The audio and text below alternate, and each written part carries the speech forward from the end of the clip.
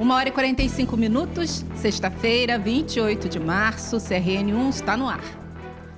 A edição do Diário Oficial da Câmara de hoje publicou a promulgação de 5 novas leis. Uma delas cria o Programa de Revitalização do Carnaval nos Bairros. Também foram publicadas a lei que dá o nome de Rua Sempre Viva à atual Rua S, no loteamento Parque Tropical, em Santa Cruz. A que dispõe sobre a instalação de placas em braille nos táxis, contendo o número de identificação do veículo para facilitar o reconhecimento por passageiros com deficiência visual. A que estabelece diretrizes para a divulgação do programa Hortas Cariocas na modalidade comunidade e a que cria o Parque Municipal Natural Pere Lagunar, na Lagoa do Camorim, no Complexo Lagunar da Barra e Jacarepaguá. Mais 2 cervejarias artesanais foram inauguradas na chamada Rua da Cerveja, aqui no centro do Rio.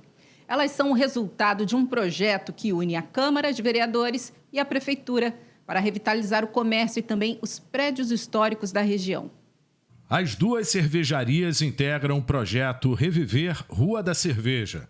A Martelo Pagão e a Piedade estão no mercado há mais de 10 anos. A venda acontecia em eventos. Elas compartilham o mesmo espaço em imóveis que estavam vazios na Rua da Carioca.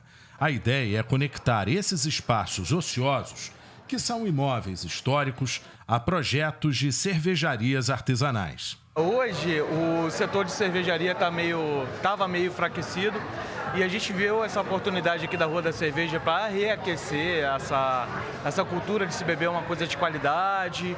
As cervejas artesanais não são um preço caro, então a gente viu todo esse investimento para revitalizar o centro, coincidiu muito com o momento do mercado da cerveja. Reviveu o centro do Rio de Janeiro, que estava completamente sucateado, principalmente depois da pandemia.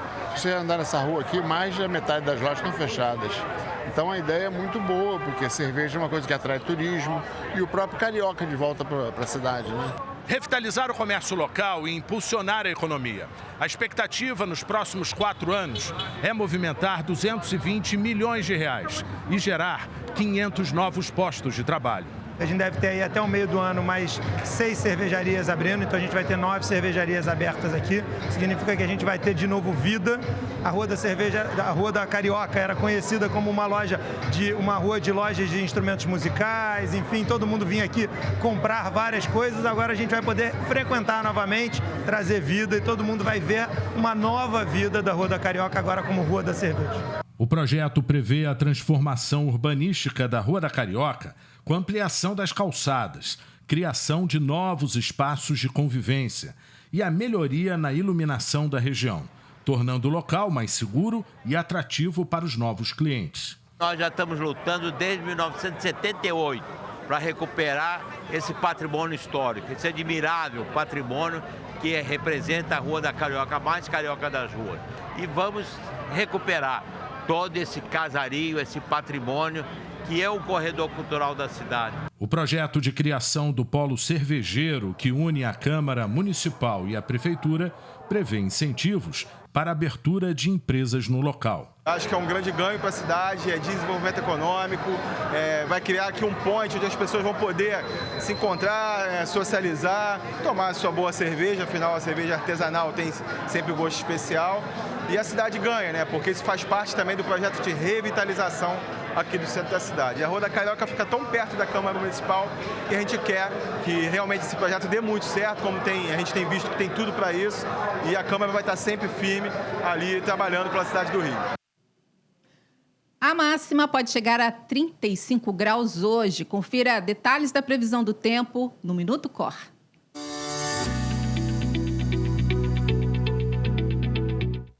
Boa tarde, Rio TV Câmara, tá no ar o Minuto Cor desse dia 28 de março. A tão esperada sexta-feira chegou e quem também chegou para ficar nesse fim de semana foi o sol. O tempo segue firme de hoje até domingo e, segundo o Alerta Rio, a previsão é de céu com poucas nuvens e nada de chuva.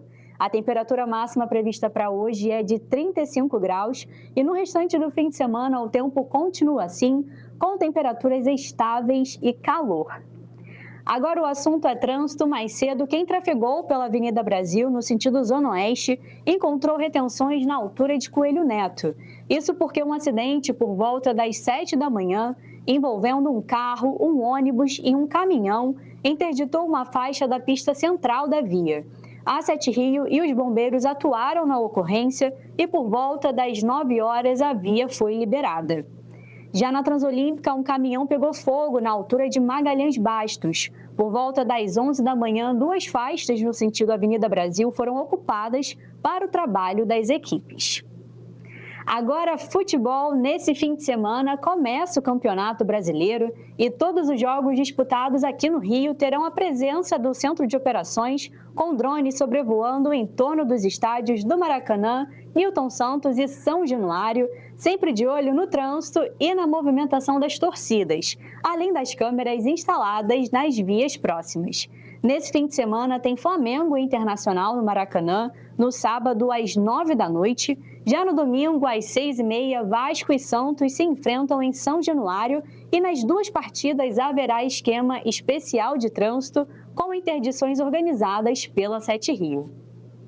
Ponto final no Minuto Cor. Essas e outras notícias estão no nosso site e no app Cor.Rio e no nosso canal oficial no WhatsApp. Também estamos em todas as redes sociais no @Operações Rio. Tenha um ótimo fim de semana e até segunda-feira. Tchau, tchau.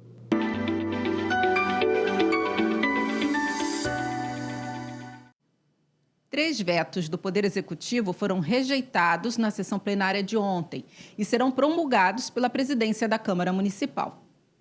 O primeiro veto derrubado pelos parlamentares e que será transformado em lei é o que inclui o espaço comercial Feira da Glória como polo gastronômico e cultural. O veto está rejeitado e segue a promulgação. Também foi rejeitado por maioria absoluta o veto ao projeto de lei que declara como patrimônio histórico e cultural de natureza imaterial da cidade do Rio o ZUC brasileiro. E no dia de conscientização contra o racismo religioso, foi rejeitado o veto ao projeto que declara o Templo Espírita Ogum Megê como patrimônio histórico, cultural e material do município do Rio. O veto foi rejeitado e seguirá para a promulgação. Ao fim da sessão, a presidência anunciou que o projeto de emenda à lei orgânica do município, que trata da proposta de armar a Guarda Municipal e já havia recebido uma sugestão de mudança, ganhou agora um novo substitutivo que foi aprovado por todas as comissões. O texto final teve a adesão de 21 parlamentares, 9 deles assinam como coautores. Deixar bem claro que esse substitutivo apenas trata da alteração da lei orgânica. Não tem nada a ver, não tem relação alguma com o projeto de lei PLC que chegou aqui do Executivo, que trata de agentes temporários. Esse projeto nosso substitutivo objetiva valorizar a Guarda Municipal e dar a ela o que é de direito. Agora, o novo substitutivo seguirá para publicação.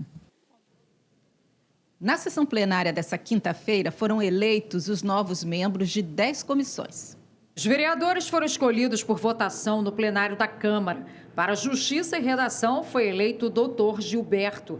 Para Abastecimento, Indústria, Comércio e Agricultura, Renato Moura. Já para Ciência, Tecnologia, Comunicação e Informática, Vitor Hugo. Renato Moura para Cultura. Na Comissão de Direitos dos Animais, Rodrigo Vizeu. Para Higiene, Saúde Pública e Bem-Estar Social, doutor Gilberto. Vitor Hugo na de Meio Ambiente. Para a Comissão Municipal de Defesa do Consumidor, Rodrigo Vizeu. Para Proteção e Defesa Civil, Jorge Canela. E Jorge Canela na Comissão de Turismo. Vereadores se reuniram com representantes da Prefeitura para discutir o projeto de lei que cria a Operação Urbana Consorciada, da região do Parque Olímpico, na zona oeste da cidade. O objetivo é transformar a área em um polo internacional de lazer, esporte e cultura. Os parlamentares receberam o secretário de Desenvolvimento Urbano, Gustavo Guerrante, e outros técnicos da Prefeitura. A Prefeitura vem fazendo uma sequência de investimentos desde 2021 para cá, na recuperação desse legado que ficou durante um tempo né, pós-Olimpíadas, por uma questão de descontinuidade política, de certa forma abandonaram. Então, mais recentemente, a Prefeitura fez um grande investimento na criação de um parque público, o Parque Itali, está construindo, já quase em fase de conclusão, entrega em breve, o Museu Olímpico, ou seja, marcar aquela região, marcar a importância das Olimpíadas, o que as Olimpíadas trouxeram para a cidade naquele local. E agora a gente tem uma oportunidade ímpar de transformar essa área do Parque Olímpico, em que já foi investido, que já foi feita a infraestrutura, num roteiro definitivo da cidade e grandioso de eventos para a cidade. A criação da Operação Urbana Consorciada do Parque do Legado Olímpico Rio 2016 inclui um conselho consultivo e transferência de potencial construtivo, alinhada com os princípios e diretrizes do Estatuto da Cidade e com o Plano Diretor de Desenvolvimento Urbano e Sustentável do Rio.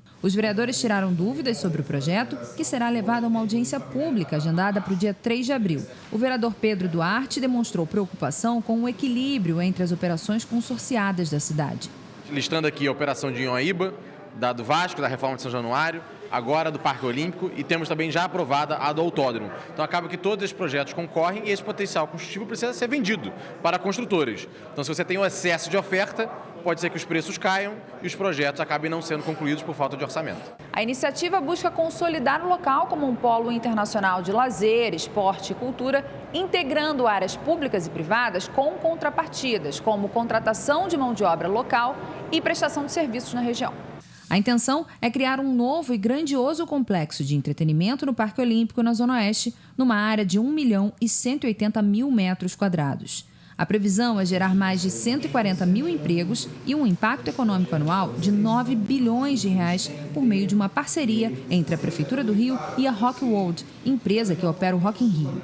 Entre as atrações previstas para o espaço estão a maior montanha-russa da América Latina, uma aldeia de gelo, resort, teatro e transporte lagunar. As obras devem ser concluídas até 2028. O presidente da Câmara, vereador Carlos Caiado, sugeriu uma emenda ao texto que beneficie os moradores dos arredores da região e favoreça a mobilidade local. A gente sempre busca também, como foi o Vasco, como foi o Autódromo, nessa discussão, buscar a questão da mobilidade da cidade. E o impacto da transferência de potencial construtivo, gera um deslocamento de pessoas para certas áreas que antes não era estabelecido. Então, a gente indagou aqui, solicitou e avisamos que vamos emendar o projeto para que se garanta algum percentual dentro dessa operação que gere recursos financeiros para viabilizar projetos de prática serem feitos de mobilidade do bairro. O Dia da Conscientização contra o Racismo Religioso foi celebrado ontem, 27 de março. A data foi incluída no calendário oficial do município em 2022, graças a uma lei aprovada aqui na Câmara Municipal. A data relembra o nascimento de João Alves Torres Filho, o Joãozinho da Gomeia.